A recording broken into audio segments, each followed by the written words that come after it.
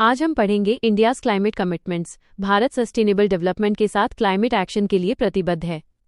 Bharat climate justice तथा common but differentiated responsibilities and respective capabilities यानी CBDRRC के सिद्धांत का पालन करता है। इसका अर्थ है कि सभी देशों की जिम्मेदारी समान नहीं हो सकती, क्योंकि विकसित देशों ने ऐतिहासिक रूप से अधिक प्रदूषण किया है। इसलिए भारत आर्थिक विकास और पर्यावरण संरक्षण के बीच संतुलन बनाकर आगे बढ़ रहा है। भारत ने COP26 वर्ष 2021 में पंचामृत लक्ष्य घोषित किए।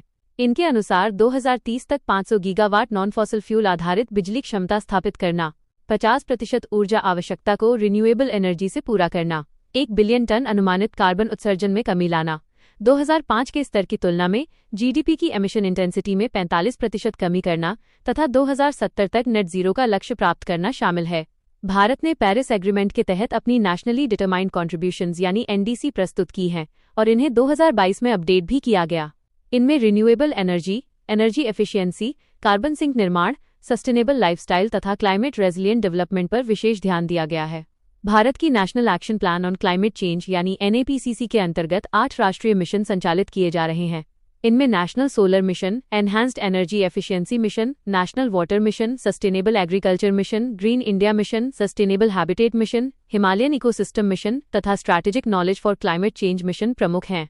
सरकार ने कई महत्वपूर्ण पहलें भी शुरू की हैं, जैसे national green hydrogen mission, PM Surya Ghar Muft Bijli Yojana, PM Kusum Yojana, FAME India scheme, national electric mobility mission plan, mission life, green credit programme, perform, achieve and trade scheme, Ujala LED programme तथा एनर्जी कंजर्वेशन बिल्डिंग कोड। वनों और कार्बन सिंक को बढ़ाने के लिए green India mission, CAMPA fund, Nagar Van Yojana, वनीकरण और क्षतिग्रस्त वनों के पुनर्स्थापन पर विशेष बल दिया जा रहा है।